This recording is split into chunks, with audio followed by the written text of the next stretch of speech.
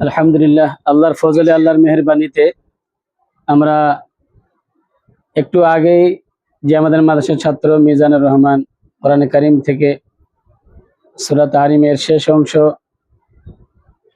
শুনিয়ে সে আজকে এই মাদ্রাসা থেকে হাফিজ কমপ্লিট করলো বা হিফজ সম্পন্ন করলো। আলহামদুলিল্লাহ, আল্লাহ সুবহানাহু তাআলার ফজলে, আল্লাহ সুবহানাহু তাআলার মেহেরবানি ছাড়া, আল্লাহ সুবহানাহু তাআলার তৌফিক ছাড়া এক জাররা পরিমাণ আমরা একটা নেকির কাজ করতে পারি না।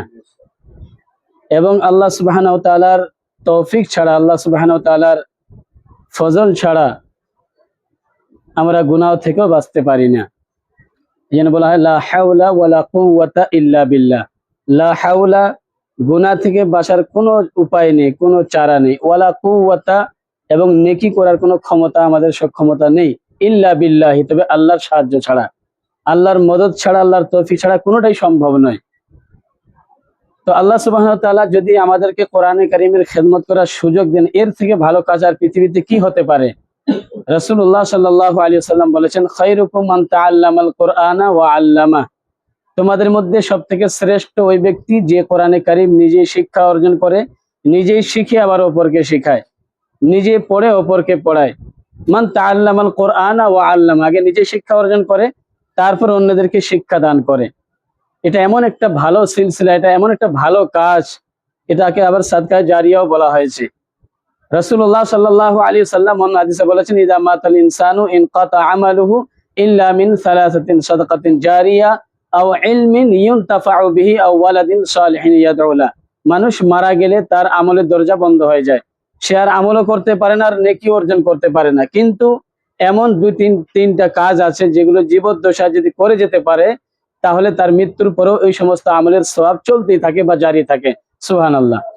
তার মধ্যে এক নম্বর হচ্ছে সাদকায়ে জারিয়া, এমন জায়গায় দান করা, এমন খাদে দান করা, এমন ব্যক্তিকে দান করা, এমন প্রতিষ্ঠানে দান করা যেটা লম্বা সময় ধরে সেখান থেকে মানুষ উপকৃত হতে থাকবে। যেমন একটা মাদ্রাসা আপনারা যা দান করবেন, এর একটা লম্বা সময় ধরে যেহেতু মাদ্রাসা চলতেই থাকে, আল্লাহ সুবহানাহু ওয়া তাআলা এটাকে আবাদ এবং কায়েম রাখেন।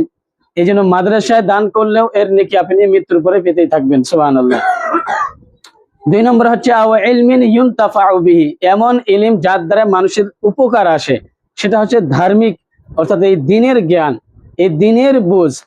এই যে কোরআনে কারীমের একটা সিলসিলা, আমরা আমাদের শিক্ষকের কাছে পড়াশোনা করেছিলাম, আজকে আল্লাহ তৌফিক দিয়েছেন, আমরা পড়াতে পারছি। আল্লাহ সুবহানাহু ওয়া তাআলা আবার এই বাচ্চাগুলো যারা হাফেজ হচ্ছে, এরাও আগামী দিনে ঠিক এরাও আমাদের মতো আল্লাহ চাইলে এরাও অন্য বাচ্চাদেরকে তারা শিক্ষা দিবেন, বা এইভাবে তারাও টিচিং করাতে পারবেন। তো এই হচ্ছে ইলমিন ইউনতাফাউ বিহি। এই ইলমের সব, আমি মারা গেলে, আমার শিক্ষক মারা গেলে, আমি যে শিক্ষকের কাছে পড়াশোনা করেছি, ওনার কাছে আমরা শিক্ষা অর্জন করার কারণে আমরা যতদিন এই লাইনে থাকবো, আমাদের আমলের সওয়াব উনি পাবেন বসে বসে। সুবহানাল্লাহ। উনি মারা গেলে কবরে এর সওয়াব উনি পেতেই থাকবেন। শুধু যিনি শিক্ষা দিচ্ছেন না, এই শিক্ষার পিছনে যে যেভাবে শ্রম দিচ্ছেন, এই শিক্ষার পিছনে যে যেভাবে সহযোগিতা করছেন, যারা দানের মাধ্যমে এখানে অংশ নিচ্ছেন, আপনাদের দানের মাধ্যমে বাচ্চাগুলো পড়াশোনা করে, 3 টাইম এদের খাওয়ার ব্যবস্থা এখানে করা হয়।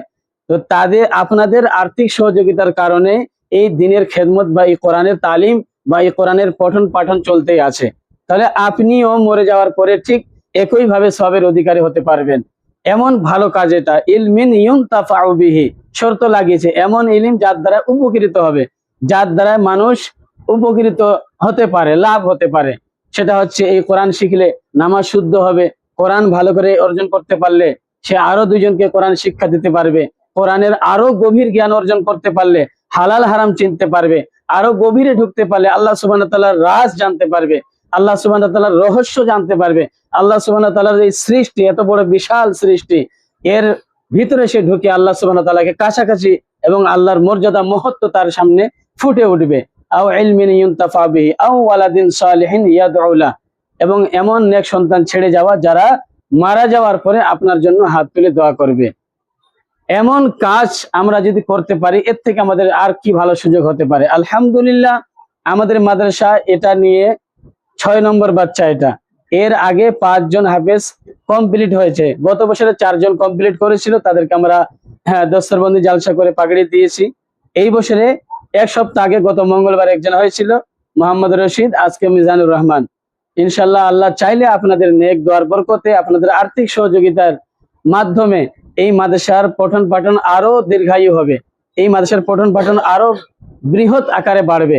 আমরা এই মাদ্রাসা খুলেছি শুধুমাত্র এই বাচ্চাগুলোকে হাফেজ করে ছেড়ে দিব না।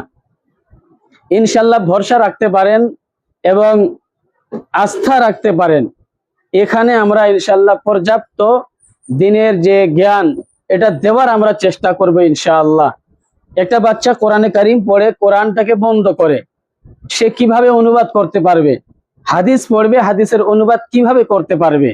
হাদিসটা পড়লো, তার কি তর্জমা, তার কি অনুবাদ, এই শিক্ষাটা না পাওয়া পর্যন্ত সে আপনাদেরকে উপকৃত করতে পারবে না। কারণ সে নিজেই বুঝতে পারছে না যে এখানে কি লেখা আছে, এখানে আল্লাহ সুবহানাহু ওয়া তাআলা কি মেসেজ বা কি বার্তা দিয়েছেন, রাসূলুল্লাহ সাল্লাল্লাহু আলাইহি সাল্লাম উম্মতের সামনে কি ভাষণ দিয়েছেন। এটা তখন বুঝতে পারবে যখন তার মধ্যে এতটুকু জ্ঞান থাকবে আরবির, যে আরবি পড়ে নেড়া আরবি যাকে বলে, জাবার জের পেশ কিচ্ছু লাগা থাকবে না, এরকম আরবি তার সামনে খুলে দেওয়া হবে, ওই আরবিগুলো পড়বে, তার অনুবাদ করতে পারবে, যেটাকে আমরা আলিম কোর্স বলি বা মৌলানা ক্লাস বলি, যেটা আমরা দেওবন্দ থেকে কমপ্লিট করেছি, আমি করেছি আলহামদুলিল্লাহ। তো নেড়া আরবি পড়ার সক্ষমতা আমাদের মধ্যে আলহামদুলিল্লাহ আল্লাহ ফজলে আছে। আমরা চাচ্ছি এমন এইভাবে বাচ্চাগুলোকে তৈরি করা। এককভাবে এলাকায় অনেক মাদ্রাসা আছে, কিন্তু এইভাবে আলিম কোর্স কোনো মাদ্রাসায় নেই। আমি এর আগে একটা মাদ্রাসায় খেদমত করেছি, সেখানে এরকম আলিম ক্লাসের জন্য অনেক ফিকির রাখতাম, অনেক মানে আলোচনা রাখতাম, তো সেইভাবে কার্যকরী হতো না বা সেইভাবে সেটাকে মান্যতা দেওয়া হতো না। এই জন্য এলাকার কোনো মাদ্রাসায় এরকম কোর্স নেই যে বাচ্চাটা কোরআন পড়ে তার অনুবাদ করতে পারবে, হাদিস পড়ে তার অনুবাদ করতে পারবে। আমরা টার্গেট নিয়েছি, এই মাদ্রাসা বাইতুল হেদা আমাদের কমিটি সিদ্ধান্ত নিয়েছে, তারা বললেন যে আপনি এই এলাকায় থেকে আরো আপনার মতো যোগ্য শিক্ষককে আপনি ডাকেন, আপনার যোগাযোগ আছে, আমাদের মাদ্রাসার ছাত্র বাড়বে, এর পরিকাঠামো কতদূর আগাতে পারে, কিভাবে আগাতে পারে, এর জন্য আমরা আছি। আপনি শিক্ষার দিকটা খুব মানে স্ট্রং করেন, খুব মজবুত করেন এবং খুব ভালোভাবে এটা নিয়ে চিন্তা ভাবনা করেন। এই জন্য আমি এলাকাবাসীর কাছে অনুরোধ করছি, যাদের বাচ্চাগুলো মাদ্রাসায় পড়াশোনা করে, এই মাদ্রাসা আরো অন্যান্য মাদ্রাসায় হাফিজ হওয়ার পরে নিঃসন্দেহে নির্দ্বিধায় আপনি আমাদের মাদ্রাসায় এডমিশন করাতে পারেন ইনশাআল্লাহ। আমরা এই বাচ্চাগুলোকে আমানত মনে করে এদের উজ্জ্বল ভবিষ্যৎকে সামনে রেখে দিন রাত প্রচেষ্টা চালাবো ইনশাআল্লাহ। আরো যোগ্য শিক্ষক এখানে আমরা উপস্থিত করাবো, যাতে আপনার বাচ্চাগুলো যেন এলাকার জন্য দিনের রাহবার হয়, কোরআনের খাদিম হয়, হাদিসের খাদিম হয়, যেন এখান থেকে তারা ডিগ্রি অর্জন করে এলাকার মানুষের কাছে গিয়ে সঠিক কথা যেন তুলে ধরতে পারে, যে বাবা এটা করতে নেই, কাকা এটা করতে নেই, ফুফা এটা করতে নেই, এটা হচ্ছে নিষিদ্ধ, কোরআন হাদিসের বহির্ভূত কাজ।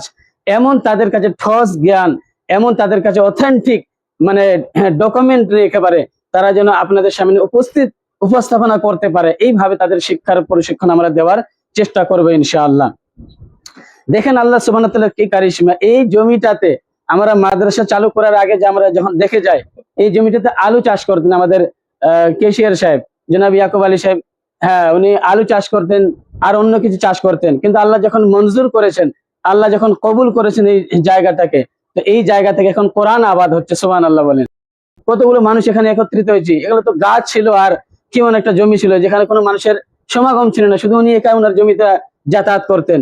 কিন্তু আমাদের সমষ্টিগত ভাবে পুরো কমিটির সিদ্ধান্তে উনি রাজি হয় আমাদেরকে এই জায়গাটা ব্যবহার করার জন্য, দিনের এই খেদমত করার জন্য একটা মানে সুন্দর প্রচেষ্টা হিসাবে নিজের সবকিছু ব্যয় করে এই জায়গাটাকে মাদ্রাসার একটা আকার ধারণ করে বানিয়ে দিয়ে আমাদের হাতে তুলে দিয়েছে, যে আপনারা এখানে নির্দ্বিধায় কোনো অবজেকশন নেই, আপনারা দিনের খেদমত এখানে করতে পারেন, সুবহানাল্লাহ। তো এই জন্য আপনাদের আর্থিক সহযোগিতা ছাড়া সম্ভব নয়। এই বাচ্চাগুলোকে আমরা 3 টাইম খাওয়াই, আমি আছি, আরেকজন হাফিজ সাহেবকে রাখা হয়েছে, মাস্টার ছিল, আবার রাখা হবে, এবং একটা মোটা খরচা আপনারা জানেন। আলহামদুলিল্লাহ আপনাদের কাছে আর্থিক সহযোগিতার আবেদন, দোয়ার আবেদন, ভালোবাসার আবেদন, এবং আল্লাহ সুবহানাহু ওয়া তাআলার কাছে অনুরোধ, দোয়া করছি আল্লাহ সুবহানাহু ওয়া তাআলা এই এলাকাবাসীকে যেন এই মাদ্রাসামুখী করে দেন, এবং এই মাদ্রাসাকে আমরা যেন দারুল উলুম দেওবন্দের মডেলে, দারুল উলুম দেওবন্দের ধাঁচে যেন আমরা একেবারে সঠিক শিক্ষাটাকে প্রদান করতে পারি। এটা আমাদের প্রচেষ্টা। কতদিন এই দুনিয়া আমরা থাকবো? আজকে আমাদের আলোচনা হচ্ছে, আমাদের আওয়াজ হচ্ছে, একদিন হবে যে আমরা এই দুনিয়া ছেড়ে চলে যাব। আজকে শেখ বস্তি একজন মারা গেছে, এই জিন্দেগির কোনো মূল্য নেই। এই জিন্দেগির কোনো দাম নেই। কোন সময় আমাদের আপনার ডাক চলে আসবে। যতদিন বেঁচে থাকবো যদি উম্মতের জন্য কিছু করে না যেতে পারি, উম্মতের জন্য যদি কিছু সেবা না করে যেতে পারি, তো আমার এই জীবনে কোনো সার্থকতা নেই। শুধু জন্মে নিয়েছি মুসলমান ঘরে, হ্যাঁ, আধার কার্ড হিসাবে আর প্যান কার্ড হিসাবে মুসলমান হলাম, কিছুই শিখলাম না জিন্দগিতে। আল্লাহকে চিনলাম না, কোরআনে কারিম পড়তে শিখলাম না, আল্লাহ নবীর হাদিস সম্পর্কে জ্ঞান অর্জন করতে পারলাম না, নৈতিকতা অর্জন করতে পারলাম না। একটা ফ্যামিলি মেনটেন করার জন্য, একটা পরিবারকে সঠিক গাইডলাইন করার জন্য যেটুকু শিক্ষা অর্জন করা ফরজ, তালাবুল ইলমি ফারিজাতুন আলা কুল্লি মুসলিম, এই শিক্ষা অর্জন করতে পারলাম না, তাহলে আমি দুনিয়াতে আসলাম কি জন্য, আর আছি কি জন্য, আর যেখানে যাচ্ছি সেখানে আমার কি হবে, এই পরিণতি সম্পর্কে আমি যদি না ভাবুক হই, না যদি ভাবি, আমার ফ্যামিলিকে নিয়ে না ভাবি, আমার এলাকাকে নিয়ে না ভাবি, আমার গ্রামবাসীকে নিয়ে না ভাবি, ক্ষুদ্র চিন্তা ভাবনা যদি হয়, তাহলে আমি এই উম্মতে মুহাম্মদী হওয়ার আমাকে মানায় না। রাসূলুল্লাহ সাল্লাল্লাহু আলাইহি সাল্লাম আন্তর্জাতিক হিসাবে পুরো বিশ্বব্যাপী নবী হিসাবে এসেছিলেন, কিন্তু পুরো বিশ্বে পৌঁছাতে পারেননি। ছিলেন মক্কা থেকে মদিনায় বাস, এবং ওই বাহরাইনের মধ্যে, ওই হিজাজের মধ্যেই। কিন্তু মেসেজটা ছিল পুরো পৃথিবীবাসীর জন্য, বার্তাটা ছিল পুরো পৃথিবীবাসীর জন্য। এই জন্য পুরো পৃথিবীর কোনায় কোনায়, আনাচে কানাচে ওনার নাম, ওনার বার্তা, ওনার মেসেজ সবকিছু পৌঁছে গেছে। ওই দরদ ছিল, ওই ব্যথা ছিল, দিনের জন্য কি কষ্ট করেছেন, দিনের জন্য কি কোরবানি করেছেন, আমরা জানারও ইচ্ছা করি না। আমরা নবীর ইতিহাস নিয়ে, নবীর সিরাত নিয়ে, নবীর জীবনী নিয়ে আমাদের পড়াশোনা করার সময় নেই। মোবাইলে ঘাটলেও পাওয়া যাবে নবীর জীবনী, কত কষ্ট করেছেন এই দিনের জন্য। পেটে পাথর বেঁধেছেন, 2 মাস 3 মাস ধরে চুলের মধ্যে রান্না হয়নি, এত কোরবানি আছে। সাহাবাদের এত কোরবানি আছে, তারপরে যারা পরবর্তীতে তাবিনরা এসেছেন, তাদের কোরবানি আছে, তারপরে এই দিন আমাদের কাছে এসেছে। আর আমরাও যদি এর যত্ন না করি, এই আমানত আমাদের কাছে পৌঁছেছে, আমরা যদি এই আমানতের রক্ষণাবেক্ষণ না করি, এই আমানতের সঠিক হেফাজত না করি, আর এই আমানতের কেন্দ্র হচ্ছে এই মাদ্রাসাগুলো। এই মাদ্রাসার মাধ্যমে কোরআন হেফাজত হচ্ছে, এই মাদ্রাসার মাধ্যমে এখান থেকে ইমাম তৈরি হবে, এখান থেকে আলিম তৈরি হবে, যারা সমাজকে সঠিক গাইডলাইন করবে। এই জন্য এই মাদ্রাসার প্রতি আবেদন, আপনাদের কাছে আবেদন, এলাকাবাসীর কাছে আবেদন, আমাদের মাদ্রাসার জন্য বিশেষভাবে আর্থিক সহযোগিতা করবেন, এবং বিশেষ করে মাদ্রাসার জন্য আল্লাহ সুবহানাহু ওয়া তাআলার কাছে দোয়া করবেন, আমাদেরকে সুপরামর্শ দিবেন, এবং আমাদের ভুল ত্রুটি পেলে আপনারা আমাদেরকে এসে দেখিয়ে দিবেন, কোনো অসুবিধা নেই। আমরা মানুষ, ভুলের ঊর্ধ্বে আমরা কেউ নেই। আমরা চাচ্ছি এলাকার মানুষের কাছে যেন আমরা সঠিক দিনটা পৌঁছাতে পারি, এবং এই বাচ্চাগুলোকে মানুষের মতো মানুষ করতে পারি, এই বাচ্চাগুলোকে উজ্জ্বল ভবিষ্যতের বানিয়ে আপনাদের হাতে উপহার যেন দিতে পারি, এই প্রচেষ্টা আমাদের দিনরাত সংগ্রাম চলছে। এইভাবে আমাদের মাদ্রাসা ইনশাআল্লাহ, এর বয়স বেশি না, আপনারা সবাই অবগত আছেন। আমরা আপনাদের কাছে আবার যাব, আপনাদের কাছে আবার আবেদন করব, আপনারা আমাদের মাদ্রাসার প্রতি খাস এবং বিশেষ লক্ষ্য রাখবেন। আল্লাহ সুবহানাহু ওয়া তাআলার তৌফিক ছাড়া আমরা কোনো কিছুই করতে পারি না। এই জন্য আল্লাহ সুবহানাহু ওয়া তাআলার কাছে আমাদের সবসময় দ্বারস্থ হতে হবে, আল্লাহ সুবহানাহু ওয়া তাআলার কাছে আমাদেরকে সবসময় নত হতে হবে। আল্লাহ সুবহানাহু ওয়া তাআলা যতদিন আমরা যেন বেঁচে থাকি, ঠিক নেক ভাবে, সৎ ভাবে, ঈমান আমলের সঙ্গে যেন থাকতে পারি, এবং কবরে যাওয়ার আগে ঈমান আমল পরিপূর্ণ করে খাঁটি ঈমানদার হয়, পরিপূর্ণ মুসলমান হয়, যেন মৃত্যুবরণ হয়, এবং মৃত্যুর সময় যেন আমাদের জবান থেকে কালিমা উচ্চারিত হয়, আমরা আল্লাহর সাক্ষ্য দিতে দিতে, রিসালাতের সাক্ষ্য দিতে দিতে যেন আমাদের শেষ নিঃশ্বাস ত্যাগ হয়। এই বলে আমার বক্তব্য এখানে খতম করছি। ওয়া আখিরু দাওয়ানা আনিল হামদুলিল্লাহি রাব্বিল আলামিন।